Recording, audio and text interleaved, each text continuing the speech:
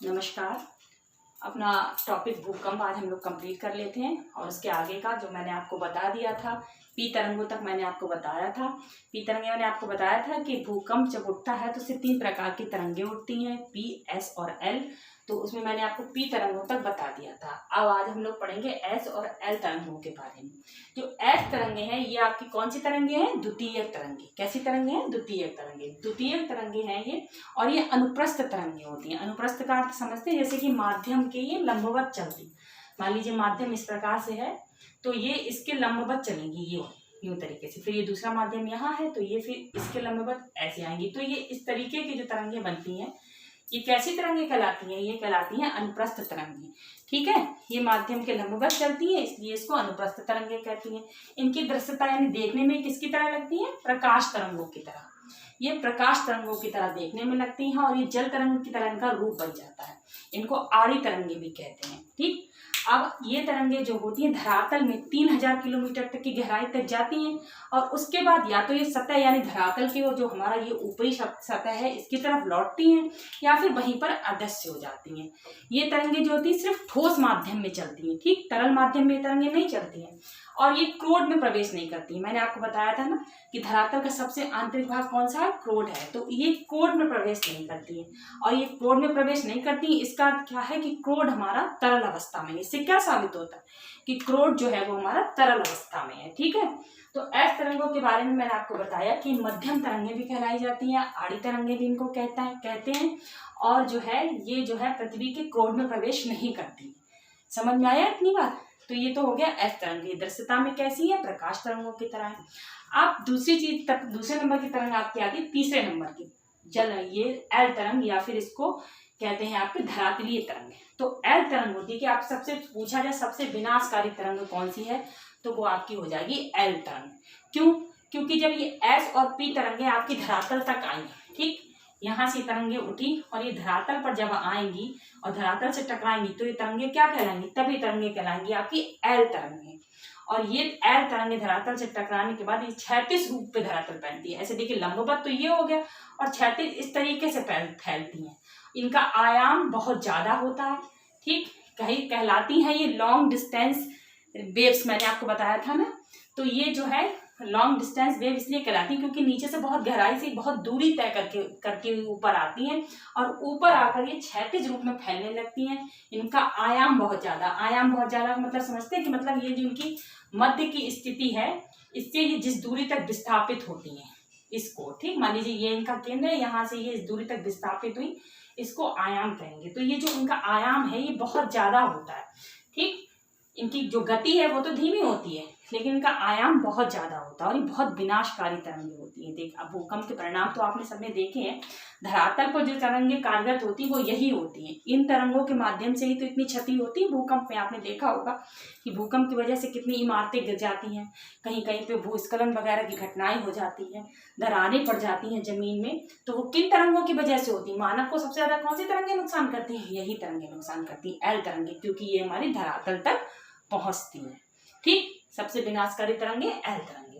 तो एस तरंगे और एल तरंगे और पी तरंगे तीनों प्रकार की तरंगे मैंने आपको क्लियर कर दी।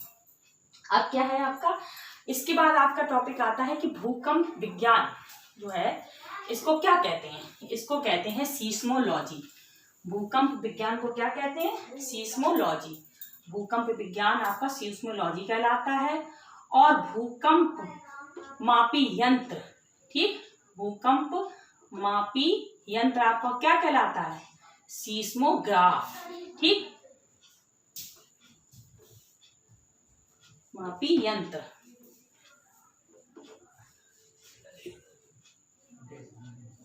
भूकंप मापी यंत्र आपका कहलाता है सीस्मोग्राफ। ठीक, इस सीस्मोग्राफ के 3 स्केल होते हैं। ठीक, बात समझ रहे हैं आप? देखिए, भूकंप मापी जो यंत्र है वो आपका सीस्मोग्राफ कहलाता है। सीस्मोग्राफ,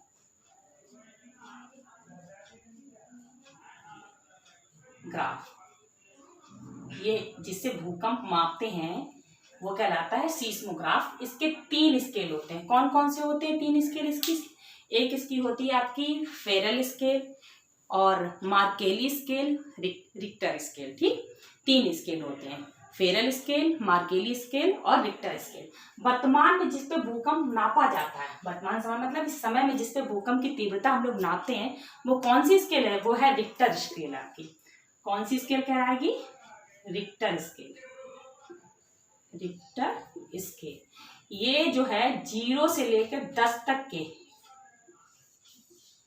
नंबर में डिवाइडेड होती है। 0 से 10 तक के नंबर में इस तरीके से देखिए, यहाँ से 0 स्टार्ट होगा, 1 2 3 इस तरीके से 10 तक ये स्टार्ट रहती है और 10 तक की तीव्रता का भूकंप आज तक नहीं आया है। ठीक है, ये अब आप इतनी बात समझ गए कि 3 तरह की मैंने आपको स्केल बताई। सीस्मोग्राफ कहते हैं, ये क्या भूकंप की तीव्रता इससे नापी जाती है। ठीक, भूकंप किस तीव्रता का भूकंप आया है। और ये 3 प्रकार के पैमानों पर नापा जाता है। कौन कौन से मैंने आपको बताया? तीनों मैंने आपको बताए, फेरल स्केल, मार्केली स्केल और रिक्टर स्केल। रिक्टर स्केल भी बता दिया। अब आप पढ़ेंगे, मुझे अब आपको क्या पढ़ाना है कि देखिए 2 प्रकार के आपने शब्द सुने होंगे। एक आपने सुना होगा समभूकंपी रेखा, समभूकंपी रेखा, और एक आपने शब्द सुना होगा सहभूकंपी रेखा। ये 2 शब्द आपने, यदि भूकंप थोड़ा भी टॉपिक पढ़ा होगा तो ये भी आया होगा आपके। ठीक, तो मुझे आपको ये बताना है। ठीक, क्या बताना है? सहभूकंपी और समभूकंपी दोनों। तो देखिए समभूकंपी क्या होता है? मान लीजिए कि किसी स्थान पर, यहाँ ये कोई स्थान है, एक स्थान ये है, एक स्थान ये है, एक स्थान ये है। ठीक, इन सभी स्थानों पर 6 तीव्रता का भूकंप आया है। ठीक, कितनी तीव्रता का? 6 तीव्रता। इन स्थानों को जो रेखा मिलाएगी, ठीक ऐसे इन स्थानों को जो रेखा मिलाएगी उसको हम कहते हैं समभूकंपी रेखा। ठीक, यानी कि समान तीव्रता वाले स्थानों को मिलाने वाली रेखा क्या कहलाएगी? समभूकंपी, या इसको इंग्लिश में क्या कहते हैं? आइसोसीस्मल। क्या कहते हैं? आइसोसीस्मल। ठीक है ना, ये बात क्लियर हुई। अब आपकी आती है सहभूकंपी रेखा। तो सहभूकंपी रेखा कैसी रेखा होती है? देखिए जब समान समय में, मान लीजिए स्थान है, ये स्थान है, ये स्थान है, ये स्थान है, ये 4 स्थान है, इन पर समान समय में एक साथ भूकंप आया। मान लीजिए यहाँ पर भी भूकंप 8 बजे आ गया, यहाँ पर भी भूकंप 8 ही बजे आया, यहाँ पर भी भूकंप। तो ये जो रेखा मिलाने वाली होगी ये क्या आपकी कहलाएगी? सहभूकंपी रेखा या हीमोसीस्मल। इंग्लिश में क्या कहेंगे? हीमोसीस्मल। समझ में आया? यानी समान समय पर जहाँ जहाँ भूकंप आए उनको जो मिलाने वाली रेखा है वो आपकी कहलाएगी सहभूकंपी या हीमोसीस्मल रेखा। ठीक, इतनी बात क्लियर हो गई।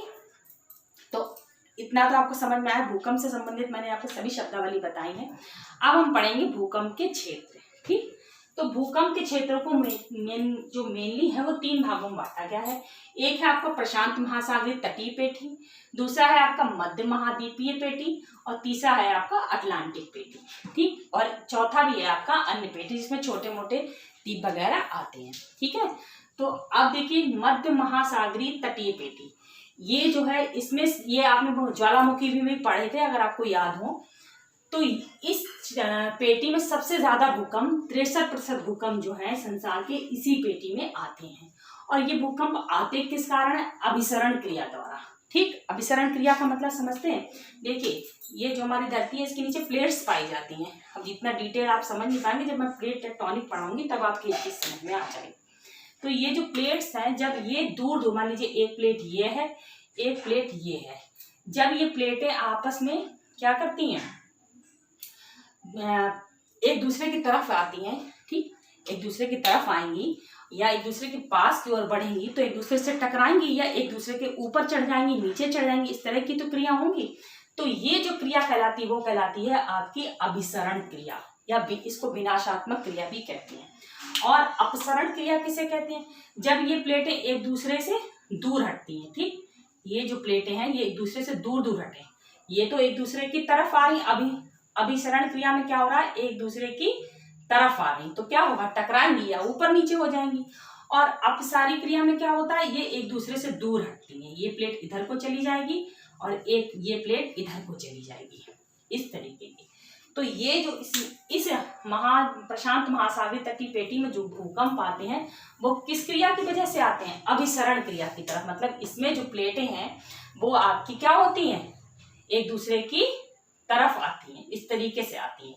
ठीक, ये इसमें कौन कौन से क्षेत्र आते हैं देखिए, प्रशांत महासागरीय तटीय क्षेत्र में ये आपका चिली, पेरू, अलास्का और प्रशांत महासागर जो पश्चिमी ये पूर्वी क्षेत्र है इसके। ठीक, जब आपने कभी ग्लोब देखा हो तो वो गोल होता है, लेकिन जब हम इसके समतल एरिया पे देखते हैं तो एक प्रशांत महासागर इधर दिखता है, आपने कभी एटलस में देखा हो, एक इधर दिखता है। तो इस तट के जो क्षेत्र हैं वो कौन से हैं? जापान, न्यूजीलैंड और आपके फिलीपींस द्वीप समूह में जो भूकंप आते हैं वो आपके मध्य ये प्रशांत महासागरीय तटीय पेटी के अंतर्गत आते हैं।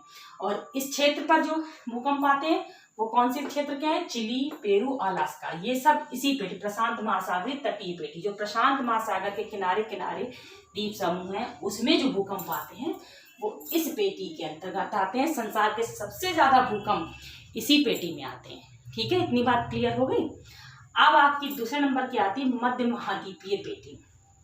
ये पेटी भी, इसमें संसार के 21% भूकंप आते हैं और ये भी अभिसरण क्रिया तो आप समझ ही चुके हैं, इसी के कारण इस महाद्वीपीय पेटी में भी भूकंप आते हैं। ठीक, ये जो है आपकी जो अटलांटिक महासागर में एक द्वीप है केप द्वीप, उससे प्रारंभ होते हैं और आल्प्स पर्वत, काकेशस पर्वत, एल्ब्रूज पर्वत, हिंदू कुश, हिमालय पर्वत, इन सबसे होते हुए पश्चिमी द्वीप समूह से मिलकर कहाँ मिल जाती है? प्रशांत महासागरीय पेटी में ही ये पेटी मिल जाती है, इधर आती है लास्ट में और यहाँ पर मिल जाती है आके। ये जो है ये सब नवीन पर्वतमालाएं हैं, ये इसी क्रिया की वजह से उत्पन्न हुई हैं। ये जो पर्वत बनी है वो इसी क्रिया की वजह से बने हैं। भारत जो है आपका किस पेटी में आएगा? वो ये मध्य महासागरीय पेटी में ही आएगा। ठीक, इसी पेटी में आएगा। और भारत का सबसे संवेदनशील क्षेत्र कौन सा है भूकंप की दृष्टि से? तो आपका हिमालय है। इतनी बात क्लियर हो गई। अब आपकी तीसरी पेटी आती है मध्य अटलांटिक पेटी। मध्य अटलांटिक पेटी जो है इसमें संसार के सबसे कम और सबसे कम कहना चाहिए तीव्रता वाले ही भूकंप कहेंगे, अपसारी क्रिया की वजह से आते हैं। ठीक, समझ में आया? अपसारी क्रिया की वजह से इस पेटी में, इसमें जो मध्य अटलांटिक कटक बनता है, देखिए ये चीजें आपको उस मैप पर ज्यादा अच्छे से समझ में आती। देखिए यहाँ जैसे अफ्रीका महाद्वीप है, इस तरीके से बना हुआ है, ये अफ्रीका महाद्वीप। इधर साइड आपका बना हुआ है दक्षिणी अमेरिका महाद्वीप। तो ये ऊपर यहाँ पर ग्रीनलैंड वगैरह, इस जगह पर एक ऐसे कटक बना हुआ है। तो इस कटक के सहारे ये जो है मध्य अटलांटिक पेटी का निर्माण हुआ है। ठीक, ये अपसारी क्रिया की तरह इसका निर्माण हुआ है। और ये आइसलैंड द्वीप से शुरू होकर ये नीचे बोवेट द्वीप यहाँ पर है, यहाँ तक इस पेटी का विस्तार है। ये यहाँ पर बोवेट द्वीप है, इस तरीके से इस पेटी का विस्तार हुआ है। तो ये तो है आपके भूकंप के क्षेत्र। इतनी बात आपको समझ में आई? भूकंप के क्षेत्र इतना क्लियर हुआ होगा आप सबको। अगर कोई कंफ्यूजन हो तो आप मुझे कमेंट के माध्यम से बताइएगा। और एक चीज मैं आपको और बता दूं कि भूकंप आने से पहले वातावरण में सबसे ज्यादा रेडान गैस कही जाती है एक आपकी, वो फैल जाती है, जिससे हमें ये पता चल जाता है कि भूकंप आने वाला है। ठीक है, कभी कभी क्वेश्चंस आता है, परीक्षाओं में पूछ भी देते हैं कि कौन सी गैस भूकंप आने से पहले वातावरण में फैल जाती है, तो वो कौन सी गैस होती है, जिससे कि हमारे वैज्ञानिक, हमारे भूकंपवेत्ता जो होते हैं वो बता देते हैं कि अब इस क्षेत्र में भूकंप आने वाला है। तो भूकंप से संबंधित लगभग आपको मैंने सभी चीजें बताई। फिर भी यदि कुछ आपके समझ में ना आया हो या आपको कोई कंफ्यूजन हो तो आप मुझे बताइए, मैं उसे दूर करने का प्रयास करूंगी। धन्यवाद।